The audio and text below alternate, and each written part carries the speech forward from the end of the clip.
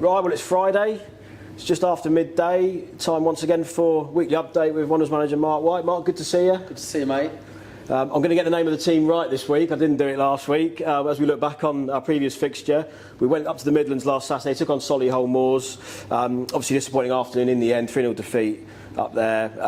Last game, of course, of your current band, so you're back with us, of course, this weekend. But just get your recollection, your thoughts on that one from last Saturday. Yeah, I just thought Solihull were really organised and really efficient.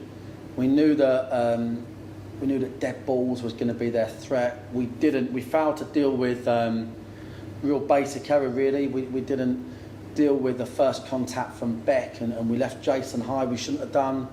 And then type of team you wouldn't want to give a lead to, really organised behind the ball, very defence-minded, aggressive behind the ball.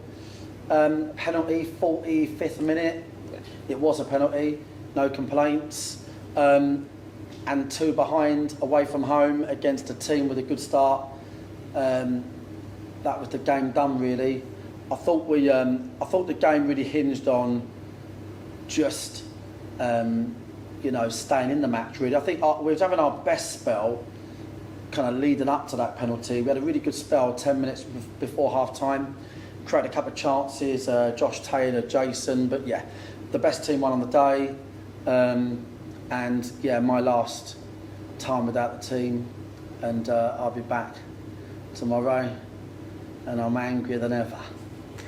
We caught up with Dino at the end of last week's game. I think one of the things of note was, I guess, the parallels to the previous week against Maidenhead. Obviously, we had the win at Meadowbank over Southend, of course, in between that. But just in terms of that kind of being a bit slow, playing out from the back, and that sort of urgency in getting the ball forward. What do you put that down to in terms of having back-to-back displays like that, Marc? Was there anything for you that you sort of felt? I just think that.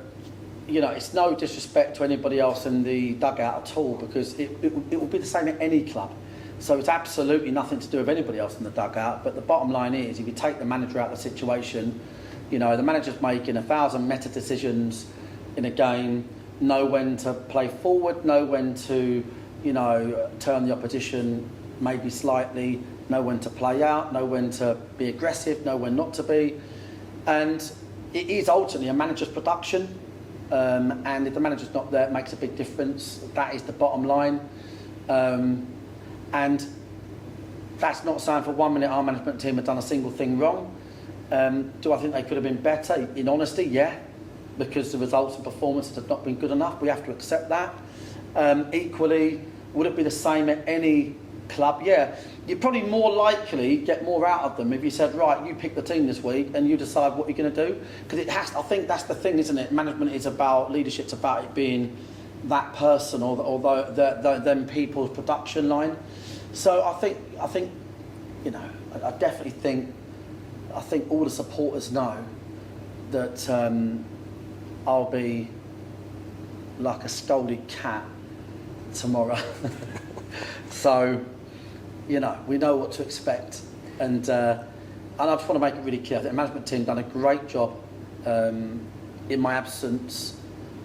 It's difficult to replace a manager and all of the things that manager kind of brings on a match day.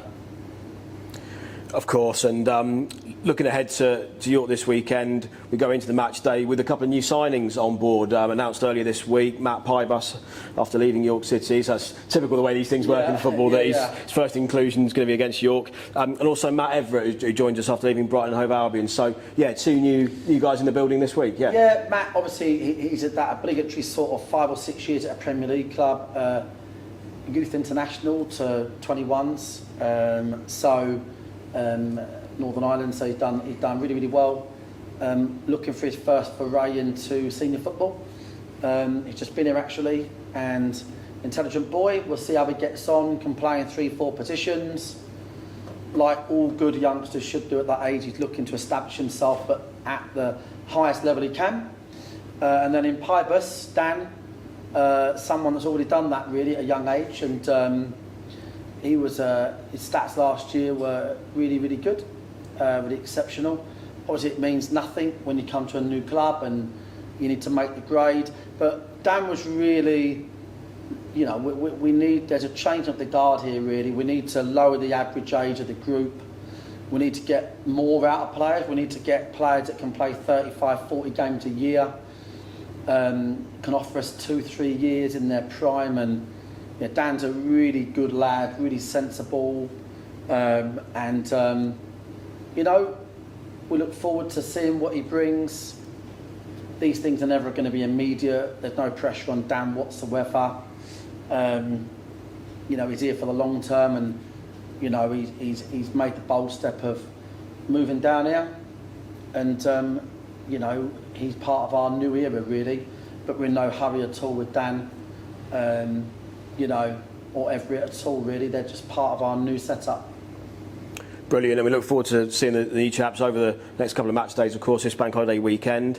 In terms of the rest of the squad, Mark, and we've obviously had the training sessions this week, how are we looking in terms of injuries and personnel heading into tomorrow's game? God blimey. We should see a return of George Frankham, which is great. That's it in terms of returning players. Obviously we saw Morrow return last week, which is great. The likes of Cal Kennedy, Isaac. Yeah, Cal Kennedy's in training again, not quite ready.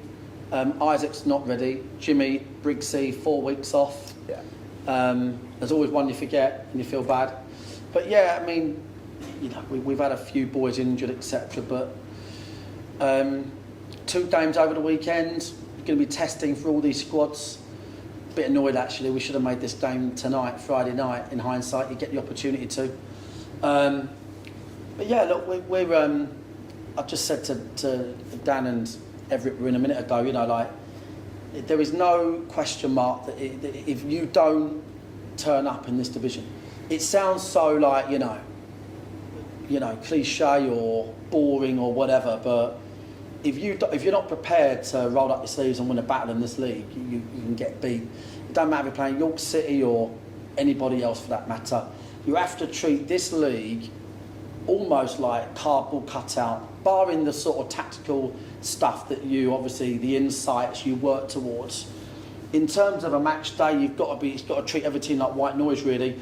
Everyone's at it. We've seen that York have constantly trying to make signings to improve themselves. Not just York, every team does in this league. So, yeah. But we've got a few injuries, but we've got a load more that are fit and raring to go. And what you're saying there really was epitomised in both the fixtures last year with York. Really tight 1-0 win for ourselves here at Meadowbank.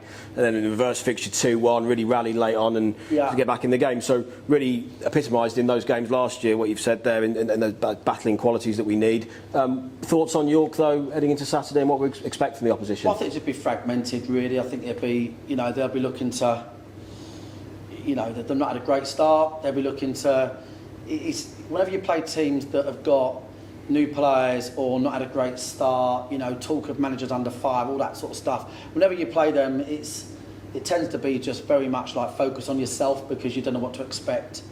And I'm not really worried about them because ultimately we need to be about 30% better than we are, or we could play anybody and get beat. So my aim is on us tomorrow. My aim is to give us a big boost.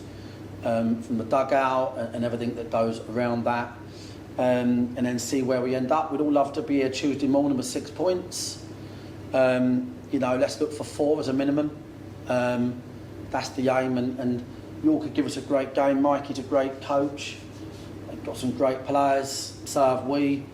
Let's hope for 4 good officials. That's normally your biggest concern this day and age. And then it should be a good game.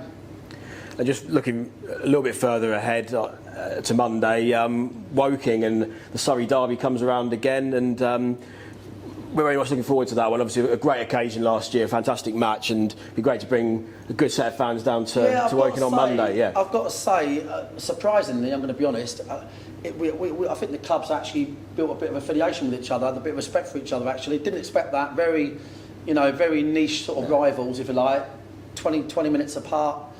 Woking brought down so many people, supported the fixture here. We took our biggest away attendance of the year, I think, to Woking. That's what it's about, really, mate. It's putting a few quid in each other's back pockets.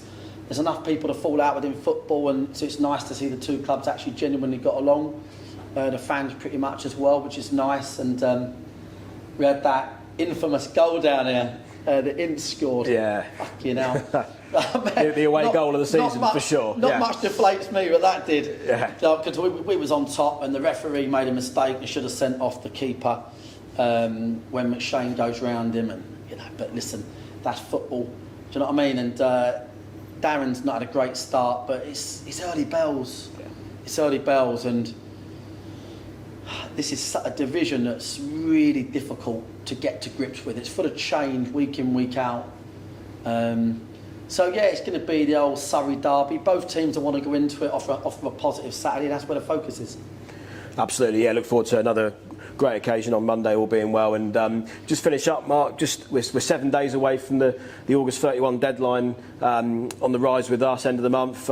Just your latest thoughts and on that as we approach the end of the campaign there. Yeah, no, I mean, just amazing. Like, thanks to everybody that's on board with us now. Obviously, there's going to be a mass follow-up when it all finishes, and there's a legal kind of lag at the end where we have to wait on certain things. Then there'll be a big follow-up in terms of the with us and the owners, the new owners. And there's still loads of time to get involved. We're getting 20, 30 emails a day, and there's still loads more people. I think we'll be close to 1,000 by the time that we finish. 1,000 people that can claim to be a part owner of this, obviously, special club. And still overwhelmed and still working hard at it. And, if anyone's not quite done it yet, get it done. That's the message. Great stuff. Well, thanks for your time as always, Mark. Cheers, and we'll mate. catch up for York tomorrow. Cheers, mate.